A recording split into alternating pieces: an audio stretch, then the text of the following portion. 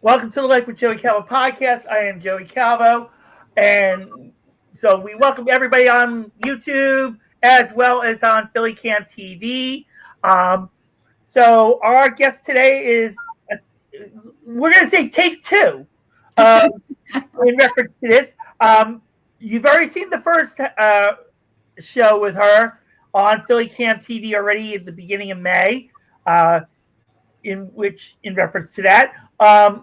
But we have Donna Quesinberry, and she wrote a lot of books, and she's also a PR for authors. So, in reference to if for those that are on PhillyCAM TV, if you have questions that you want to get out after the show airs, okay, you can go to the YouTube channel, which is lifewithjoeycalvo.com. I'm sorry, youtube.com/at lifewithjoeycalvo6194. I apologize for poor Donna. I'm cutting off her mouth a minute.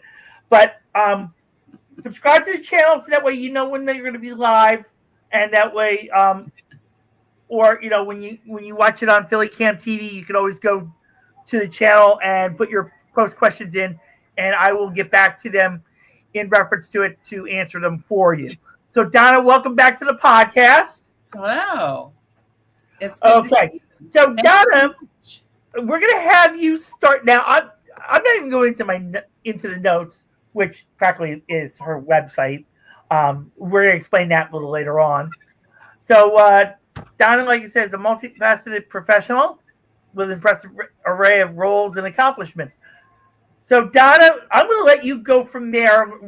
So, introduce yourself again to those on PhillyCAM TV that didn't get to see the first take. Okay. Well, first, Joey, thank you so much. It's always a pleasure to be here with you. And tonight I'm excited because I get to meet with folks from Philly. Hey, Philly! The Liberty Bell City. I love Philly. Philly's a great city. I had a great aunt who resided in Philly, so and used to do a lot of tours up there. Being from DC, we traveled, all the museum haunts. Let's see, our last program, we kind of went over all things Donna from the crucifix of the beginning of my life until becoming a publisher and also management consultant for another sister business track that I probably won't discuss much this evening. But we were a little bit long in the tooth. I felt I rewatched it, and I'm sorry if I wasn't more entertaining, although it was very informative. It does go through a lot of years of how the industry works and how I moved through the industry, and how a lot of times when you go into a certain form of work, the powers that be often re-navigate you into different waters, and it becomes an evolution of its own kind of like a wedding. It takes off and makes its own process. So, and anyhow, and some people say you're married to your work. So I'm not really a proponent of that statement, but there you go. Anyhow, this evening, I'm excited because tonight I get to share some things that are close to my heart, starting with some of my books and the writing that I have done myself throughout the years. And at any rate, I am really thankful for Joey. Joey's a pretty cool dude, and this is a pretty cool show, and I'm really happy that everybody gets to partake, and I find it really a blessing that we're going to be on the air, and I hope that each of you has a piece to take away. If at any time you want to email me directly, and I would CC Joey because I do like to have transparency in communications. My email is Miss MS Donna Donna L Quesinberry QUESINBERRY at Donna Inc. with a K DONNAINK.net. So that's Miss Donna L Quesinberry at donnainc.net. No periods in between, except for between Donna Inc. DONNAINK.net. Okay, so there's my push for communications. Website is www.donnaink. I had that already. I'm going to bring that out in a little bit. But you said Miss Donna L Quesinberry at donnainc.com? .net. .net. Okay, yeah. Chinese stole. I had .com, donnainc.com for, gosh, almost 20 years, and the Chinese took the domain and then tried to sell it back to me. Yeah. Okay. So, and then Wix said that happens all the time. Yeah. So there's the email where you can reach her at. Please continue, Donna, and how you got to, what got you into, being an author, and what got you into publishing, and what got you into the public relations, we call it. Okay. Well, I started out writing the Easter Bunny and Santa Claus and all those characters, and they used to write me back. I think my mom had a hand in that. But sometimes I would write the Easter Bunny, and there'd be little flower paw prints to my respondent correspondence. Mm-hmm. So I looked forward each year to writing to those entities because they always answered me. So I think that kind of started my writing journey. Okay. And then it went on from there. In middle school, I entered a writing contest. I was awarded. They came out to my home. They wanted to have me go to finishing school.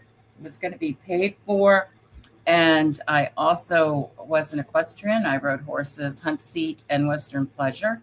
And I did show them. I was in 4-H and all those good things. And my parents offered me to go to the finishing school, or they were going to buy me a new horse. Mm-hmm. So they really didn't want me to go to finishing school. What they wanted me to do was stay home. Mm-hmm. And bless their hearts. Of course, I chose the horse because I was a young, impressionable girl who rode horses, and it was going to be a filly that I got to train. So there was a lot going on there. But it was an all-paid literary journey I would have embarked on at that early age. So that started me into writing. That was, and I always enjoyed writing, got good grades. I liked school, and I always felt that school was something that if you went to school and you enjoyed it, you got good grades. It just was natural. If you didn't like it for some reason, then it became more difficult. Mm-hmm. But that is how my journey started. And then I became married, and I was married for long enough to have 5 children. And then I divorced, and I actually married twice and divorced twice. Well, I divorced 3 times.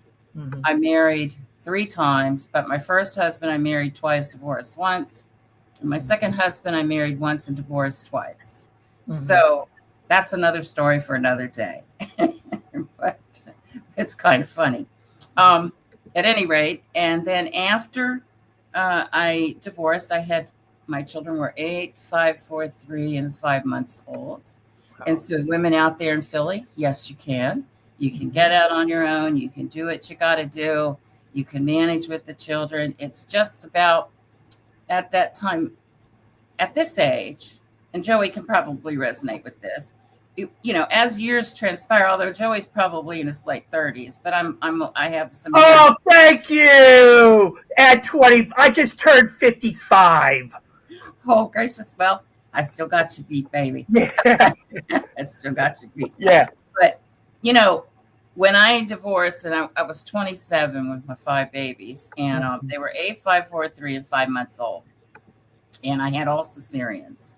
Mm-hmm. And I really loved my ex-husband up until the years I decided to divorce him. But he was a USMC member. You're going to be talking with Teresa Zano tomorrow night, and she talks about PTSD. He had PTSD.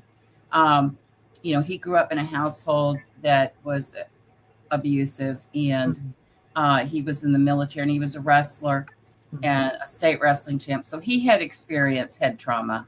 So I know he had some head trauma and had PTSD. But at any rate, he was highly intelligent, could remember anything. If you watched a science show, he'd remember all the facts, figures, the years, people that spoke, all those good things. And but he wasn't good with his emotions at all. And if anybody questioned anything or questioned his authority, and you could question it in a really nice way, very acquiescent, he just couldn't deal with it. So eventually I had to leave him because he was just kind of dangerous. So in that regard. Yeah. But when he was loving and kind, he was an excellent person. And he was the eldest of 7 children, and he'd kind of been the babysitter for all the children. So when the babies were small, he was extremely well with them because he had been raised taking care of babies for the better half of his life at that time. At any rate, so we divorced and we went our separate ways. And I tried to go into dental practice management. And then I was going to work with the thing that goes around to the different countries. I forget what it's called, but where they would go and they would work on cleft palates and they would do oral surgeries. Okay. So I tried to do oral surgery assistant, but when I saw somebody, gassed, I couldn't do it. I did one. I didn't even get through the end, and it just wasn't the career for me. So I couldn't see the persons looking, like they were in repose. So from there, I went into court and conference reporting, and I learned stenography to where I was at 225 words a minute. And I can tell you that has bode me well all these years as a reader because I can knock some words out pretty quickly. Stenography is a unique language. And while I was there, and I was in Northern California at that time, or Central in Santa Barbara County in a little town called Los Alamos.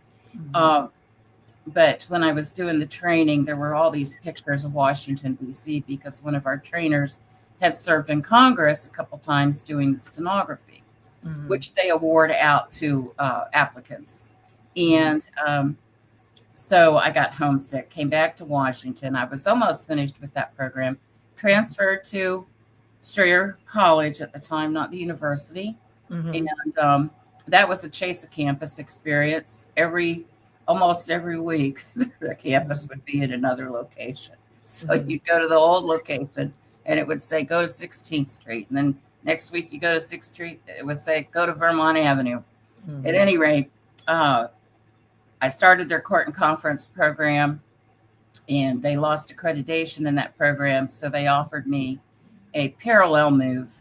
And so then I took a business administration and comp sci, but I majored in English within both of those. And because I had done with the court and conference reporting, you do medical science writing, medical writing, and business English.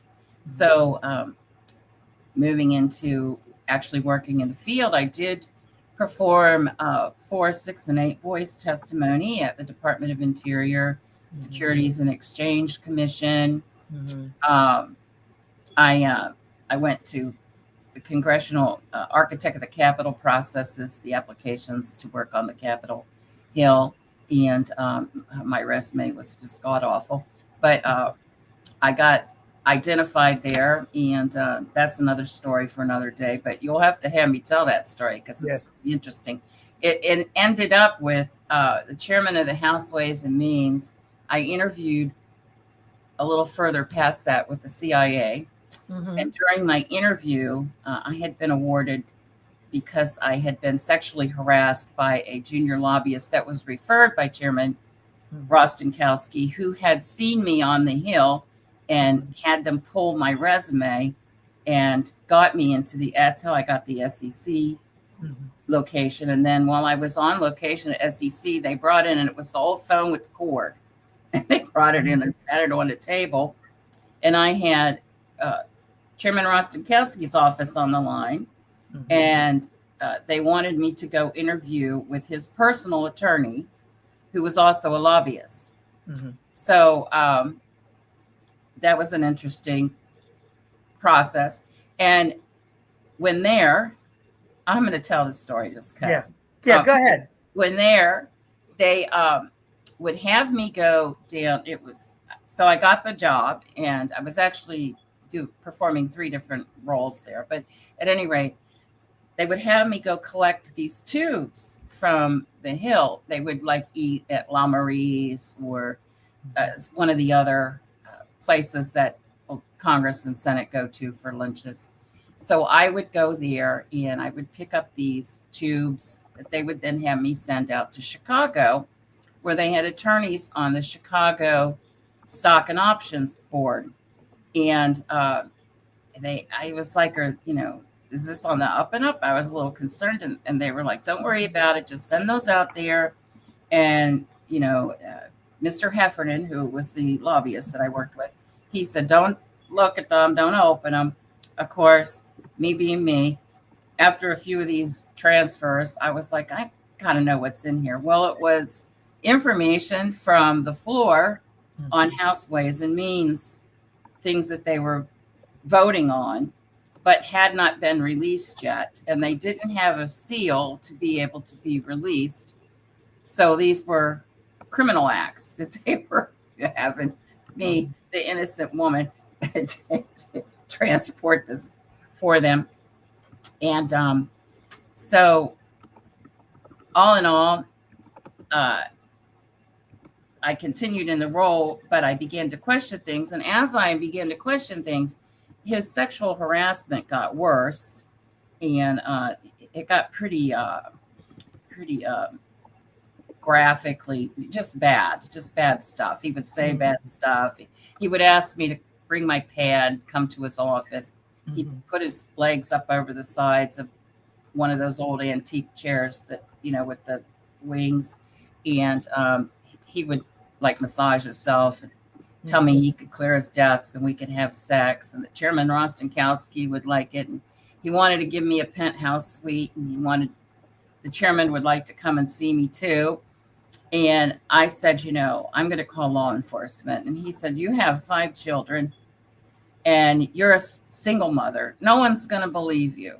They're going to believe me because I have one of the only penthouse, and he did at that time, one of the only penthouse suites in Washington, D.C. And you're lucky to work here. And I am the attorney with the chairman of the House Ways and Means. And people will laugh at you. And your parents will be upset because this is a good job and they won't want you to be unemployed. So anyhow, that's the thing. I felt like I was talking to the devil, but he would say those things to me. So this one afternoon, he wanted me to go to, it was Valentine's. He wanted me to go to the Four Seasons to have lunch, which is not uncommon. You go out to lunch with the people that you work with, in those situations, because you hobnob other other people, Congress, Senate, or out those places. Well, anyhow, he got physical in the elevator, and I'm a member of the Church of Jesus Christ of Latter-day Saints, and I was getting ready for my first time to go to the temple. And on the way back in the elevator, he came up and bumped up on me, and he said, "You feel that? And I'm sorry, I don't want this to be out of tune with televised." But he scared the bejesus out of me. And I felt like I was talking, like I said, I felt like it was the devil talking to me. And I went back in my office, and he came up behind me, and he started rubbing my shoulders. I was sitting at my desk, and I was like frozen. Here I was only 27, 28. And I was pretty innocent because I went from high school to marriage, I did. And when I didn't, anyhow, I had been a good girl. So then he went to grab me, and I was looking for something to hit him with. Across from our building, there was a man in another office. He was looking, he saw that, and he just put his blinds down. And so I backed my chair and I elbowed him in the groin, which kind of made him, he was a father of 8 children on the Catholics Charity Committee. Wow. And wow. I had thought, here in my, bless me, I had thought he was one of the only honest lobbyists in Washington, D.C. When I first got the job, I was like, oh, I'm going to work. He's 8 children, been married. He's on the Catholic Charities, committee. Works with, I was just so, it was, that job was so bliss. I thought it was just a wonderful thing. So it was around that time that I had set up to interview with the CIA. So when I went in to do my, you have to do a full-scale poly. And when I was doing the poly, because, all right, well, let me digress just a tad. So this all occurred, and I called my attorney, who was a friend, because we went to, they had 16 children. Mike Miller, Thomas V. Mike Miller, he's passed since then, but he, at the time, was the state senator and the president of the Senate, which he was the president of the Senate for the nation for like nearly 20 years. But at any rate, I called his office. I got on the phone with John Webster, who was one of his partners. And I said, you know, this is the situation. I'm working here. This is what's happened. And they told me not to quit, to keep working. And they put me in touch with a DC attorney who did those sorts of cases. And I don't recollect his name, but I did go to see him. And he told me what to do. And they threatened me. Heffernan's associate in his office, the man called me on the interphone system and said, one of your children could be run over getting on the school bus. But the way he said, I said, what did you say? And then you know how people can, it's kind of a street thing, you know, you can say something, then you say something sounds just like it. That's kind of what he did. He came in the one day and pulled his shirt sleeves up, and he was a short little kind of like Popeye's nemesis, you know, Brutus, kind of like built like that. And because I had filed a complaint, and at any rate, so in the interview, and I won. I didn't have any understanding of that process. And ladies and gentlemen, if you're ever in a litigation situation, go such as that, go for as much as you can get. Don't hold back, because I was very modest. I won $50,000. Of course, that was in 1989, 88, somewhere in there. At any rate, when I went to interview with the CIA, so I'm doing the poly, and they said to me, what's about this lawsuit? Because they want to know, you know, everything. So I explained what had happened. And I told them about moving those tubes from the restaurants back to the office and sending them out to the Chicago, to their conduits out there. Well, 18 months later, Chairman Rostenkowski was brought up on charges for insider trading and was incarcerated. Wow. So I kind of was a precursor to incarcerating the chairman of the House Ways and Means. Wow. With that, I always say I've lived Forrest Gump's life. You know? Yeah. Doing what I do. That's actually really interesting, and you know, especially what's going on now, you know, in government and all that. So I mean, something like that, you know, is really, you know, out there, you know.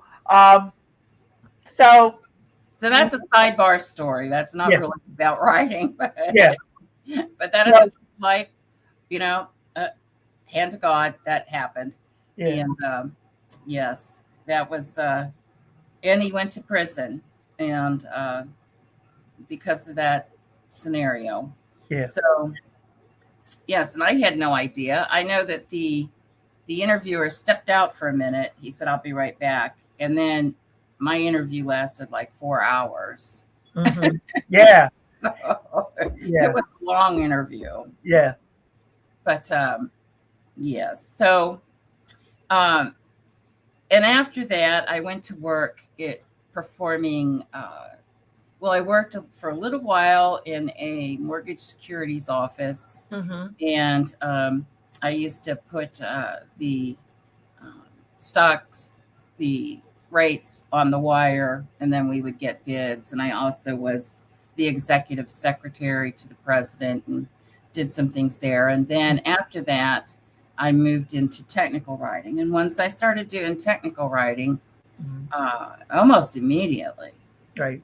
They would ask me to write proposals. And I didn't know it at the time, but I was awarded technical writing was under contract. For instance, if they had bid a defense contract and it needed a technical writer, that would be my billet, and that's what I would be paid for. Yeah. Proposal writing would come out of overhead.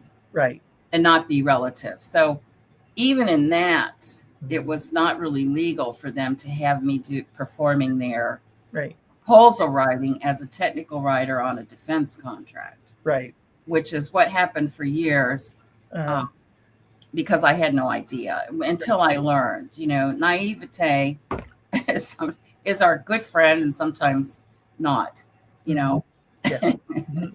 But yes. And then from there, my personal passion for writing continued. I had 4 syndicated columns. When Suite 101 came out, I had a column, New Age Philosophies for Writing Enhancement. Oh, also the Fourth Estate. I forgot about that. I had a column for the Fourth Estate. Okay. And then I developed a course for the Fourth Estate, and I did develop a book through Suite 101, and that was my first book published on the Fourth Estate. And then also, what's the name of the paper? The Examiner. Okay. The Examiner started an online platform. And this is when digitization had just started. I worked with government offices as a technical writer through Y2K, and everybody having their meltdown, thinking the world was going to end, and just the clock. Well, although I do think we cured Y2K before the cavalcade. Yeah. It's like a miracle. Everybody prays for a miracle. The miracle happens, and then everybody thinks, oh, well, we didn't really need to do all that praying because everything came out okay. Well, it came out okay because you prayed and had the miracle. That's my belief.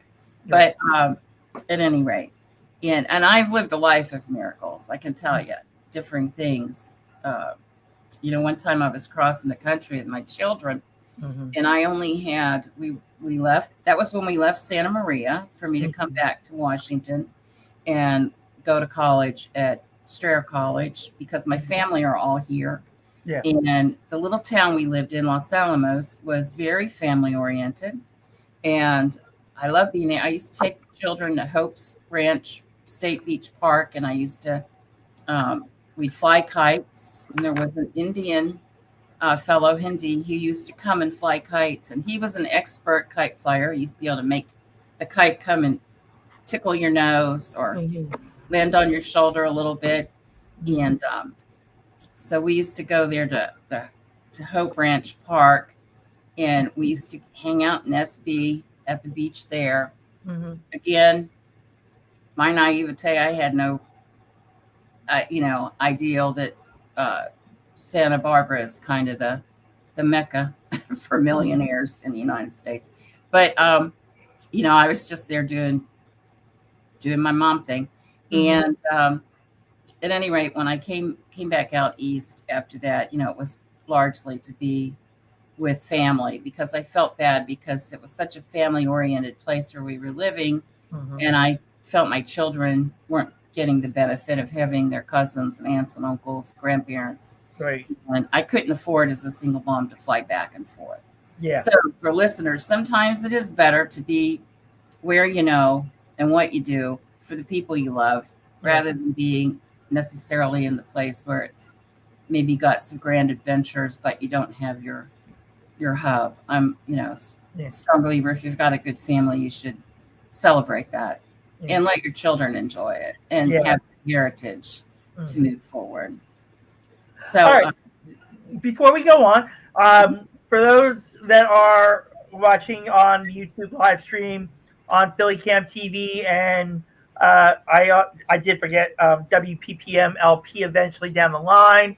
We were talking with Donna Quesinberry, who is a multifaceted author as well, professional, as well as public relations, and lots of other things.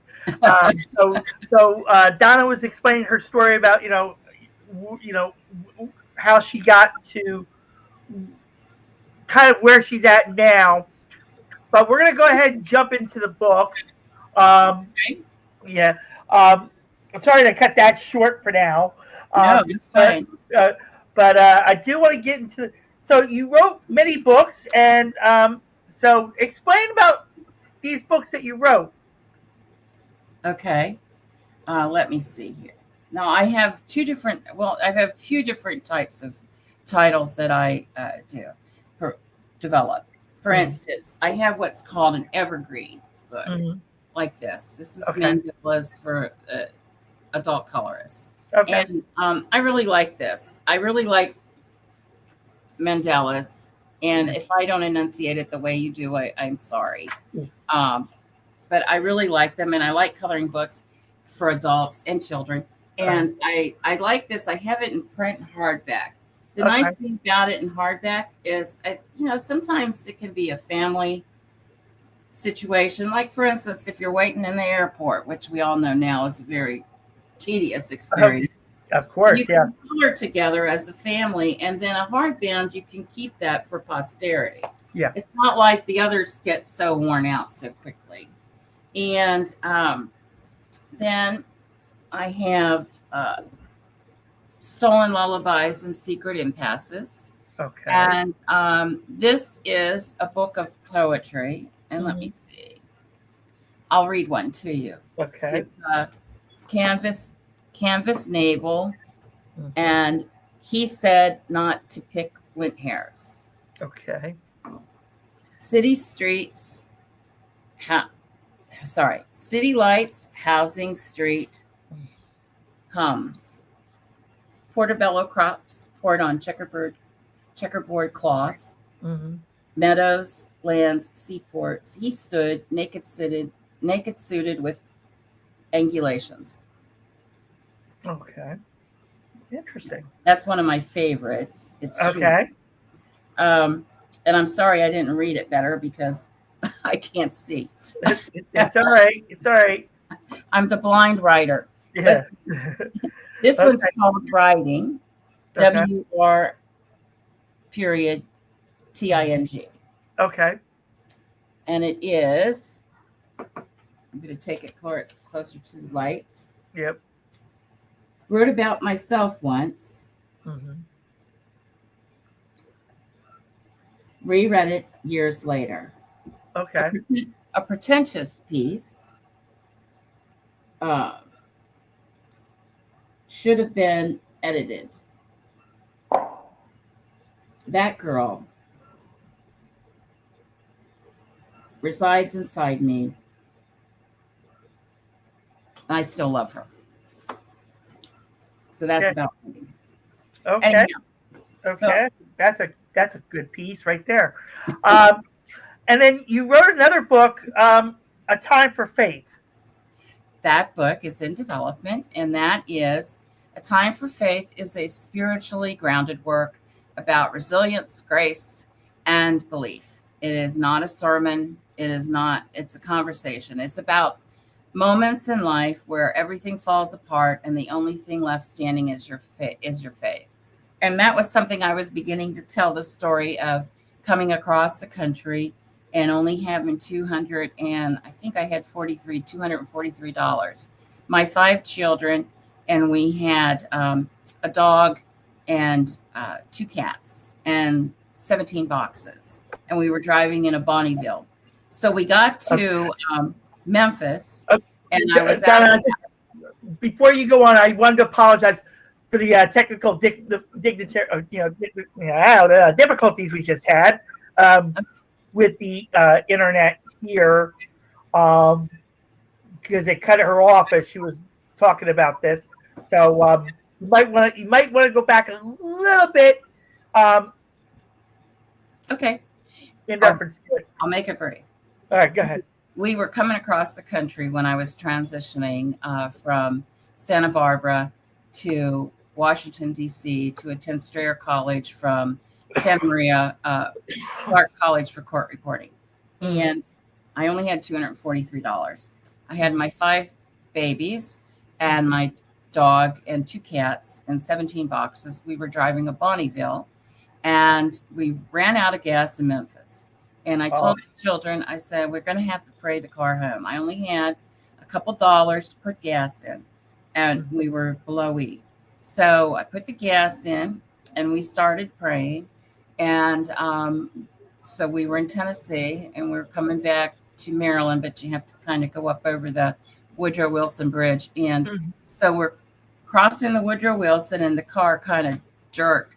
And I was like, oh, Lord, don't let it stall here. So we got through that, and then we got to the edge of my parents' property, and the car started chugging. And then we turned into the driveway, and it started chugging really badly. And then where I would normally park, it just coasted into the spot and stopped. So I went in and I told my parents, I said, Daddy, we prayed the car home. We ran out of gas in Memphis, only had a couple dollars, and we made it all the way here. He took it up immediately in the morning to the Mr. On's, to the local store, and he had it looked at, and he came home and he said, you sure did pray it home. Not a thing wrong with the gas gauge or any of those things. So, like I was saying, I'm a fervent believer in prayer. That, and I do believe also that, which is why A Time for Faith is so works, is because, I also believe that it can meld into a scientific, quantum physics, all those things together. So, if you're not like a religionist, or, you don't really have a theological discipline, I still believe, like today, they're saying, manifest it, abundant thinking, or, we can morph our reality. We can will things to come to our lives.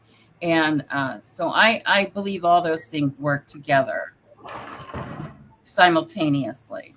And at any rate, so that's an example of a moment where everything falls apart and the only thing that is left standing is your faith, which is today, I feel that that's a timely exploration. And the book explores what happens when you walk into uncertainty with nothing but faith and intention. It's about trusting in the Lord's timing, even when the world says you should have a backup plan.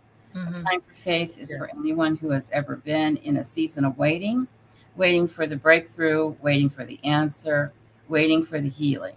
It's for people who are tired of being told to just stay positive and need something deeper, something rooted. Yeah. I'm going through that myself in reference to certain things in my life. Sometimes I need a time of faith myself. In reference to it. So let's get into let's make it a career fair now at this point. Okay. We have about at least 17 minutes. Okay. So what we're gonna do is I'm gonna let you explain about your public relations and before we get started on that, you mentioned earlier about a future guest that's going to be on. That person actually emailed me as you were talking. So I was getting her. That person is actually. Matter of fact, I'm going to read it, folks. Okay, if she winds up watching this later on, I'm going to apologize to her in reference to it. I'm not going to mention the person's name because Donna already mentioned it. But the person said, "I'm looking forward to doing your show tomorrow evening. I would like to put out a little piece for to where they can watch. Just ask me for the information and so on." So that's what that was about in reference to it. So as she was talking, I was like, sending that stuff to that guest for tomorrow night. So if that person winds up watching it now or hears about it, that person will get an apology tomorrow night in reference to it. And that will be tomorrow night, 7 o'clock Eastern time as well. And before I also have Donna go into her into the Donna Inc. Portion, I also want to mention the show that will air probably in July will be done from the PhillyCAM studios, like the one that's going to be aired on PhillyCAM on around May the 12th. That's going to be from the PhillyCAM studios in Philadelphia as well. So we're going to reach out now to those who want to be authors, who want to get who see a passion in wanting to be an author and writing books and stuff. Okay. So I'm going to leave this to you in reference to it, and we have about at least 14 minutes, 16 minutes tops. All right. So I'm going to leave it to you now on how to entice those that are interested in being authors, and how what they could do, what the best way to fulfill their dreams of wanting to be an author. Okay. Well, first, write. It's the first thing. A lot of people talk about writing and they never write a word. So get beyond talking about, do. Secondly, finish. A lot of people start writing and don't finish. And I know it sounds simple, but there's a lot that goes into it. But really, get yourself to a finished product. And I would suggest talking to some people in the writing arena, in the development while you're developing a manuscript, and start getting some. If you don't have any training and you don't have any past experience, get some industry experience. Look things up. Look up about outlining, or look up the different types of genres, or find out what a BISAC is, and learn about the type of work you want to do and what your target and secondary markets would be. And keep those in mind, those things that you learn and ascertain as you're developing. Also, AI is a big thing now. I love AI. I use it implicitly. I use it with agents who perform work for me. I will, give AI a parameter of things, and I'll instruct it to do certain things for me. And I will have, like having coworkers, I will have differing aspects of my agent do perform differing roles. So one might be setting up schedules, one might be outlining something, one might be answering emails. So, you can employ that.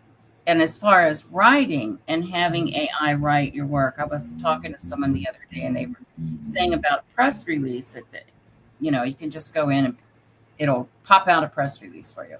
Mm-hmm. And saying about wanting to be authentic. You do want authentic voice. So if you deploy a tool to aid you in writing, you really want to have your voice there. You don't want it to just be that something that was created but computerized, because there's tells in each of the platforms that perform AI. There's tells. Mm-hmm. Some of them do M dashes all the time. Some of them use certain words all the time. Mm-hmm. It takes a while. So I'm just saying, with AI, it's good to go with grace and do as much as you can independently and use it as a resource to help you. Mm-hmm. Beyond that, personally, for Donna Inc., our production arm is DP Inc., and I have two sister verticals. One does more business elements and one is publishing. Mm-hmm. We perform developmental and substantive editing, copy editing and proofreading, book design, layout, cover design, ghostwriting services, ISBN assignment, Library of Congress registration, copyrights, distribution setup, marketing packages, promotional assets, author coaching. Coaching is a great thing. Advanced reader copy distributions, business class book plans for people who want a strategic, there's, like I said, there's different disciplines to writing. So if you're going to perform a novel, it's good for you to get maybe into some writer groups that are in the, say, if you're going to do a thriller, you might want to learn more about writing a thriller by being in a group. And, there's different ways. You can be a pantser where you just go by the seat of your pants to create your layout, or you can be an outliner. You do want to establish good scenes, and you want to write what you know is always tried and true. But writing what you know doesn't mean that, you're a farmer and you know how to ferry your horses and you know how to take care of livestock. That's not what it's meant. What is meant is, like, take Stephen King for an example. He writes what he knows. He knows the Northeast United States. He's very familiar with that. He has written from other places, but largely Maine and the surrounding areas. So he uses what he knows. But his books, though, extrapolate from there into far-reaching that aren't experiences that he's had, but he uses features and signposts and things from what he knows, and he reinvents those to fit his narrative. If you're performing a professional book, that's a whole different can of worms. But I can tell you that I have, through Donna Inc. Publications, we have built out, for instance, Faces of Rat Mothers, which I told Joey about before, and that has our author, Candy Strother DeVore Mitchell. She had asked, and she wanted to develop this hip hop brand. And I like all forms of music, but I didn't really have history in that arena. And I kept kind of saying, I don't think, I'm the right fit for you. But finally she asked, and we had close affinity relationships between people that we were friends with. So I went ahead and did that. Well, from that series of books, they developed a reality television show. They have a corporation. They're branded. They have fashion modeling. They do comedy cella. They have, so it's bloomed into a massive, and those were nonfiction books. If you're a business owner and you want to do a book that represents your brand, and maybe you have something in a white paper and you want to strategically turn that into a publication that then can help sell your brand, that's a very efficient way to do that. And for that, we do set up book plans, because it's different than being traditionally represented. So there are a lot of ins and outs of developing a book and becoming an author. And every element of that process, there's so many different genres, nonfiction and fiction, that, if you like birds, you can do a book on birds. If your family history has, some unique events, you can do a whole thing on that. You can do it be a nonfiction book about the actual experience. And you can also turn it into a fictional novel where you have characters go through that. I have a new story coming out in 2027, Whispers from the Porch Swing. And spent some time living in the South, and it's about ghosts. And they aren't scary ghosts, but they're ghosts that talk to the person that's in their house and tell them all the backstories of everybody's heritage in the town. So it's kind of like a paint and place in Ghostland. So it's going to be more of a comedy. But, so you take what you do know and you determine what you want to do with it. And, if you want some advice or you need to have some incentive coaching, I'm here. You can reach out to me. Again, the publishing website is www.donnaink.net. And also, if you want to have some business publication performance, it's www.donnalquesonberry.com. And then, of course, my author page, which is underrepresented, www.donna.inc. So at any rate, I am happy to help. I've been helping authors. That's why I started publishing authors. It was to help them. I used to receive, I wanted to solely do publicist activities, and I kept receiving so much email just post Y2K when the started the digitization of and the internet. Because, if you remember, Joey, back in the day, before the internet became a thing, we were with typewriters, Yep. faxes, communicated. And, Yeah. I know when we went on to talk, you had to go onto the green screen, Yeah. type code, Yeah. Yeah.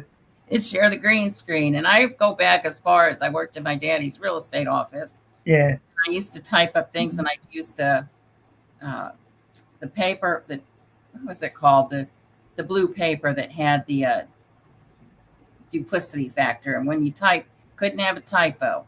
Could not have a typo, because you'd have to start back from square one and do everything you just done.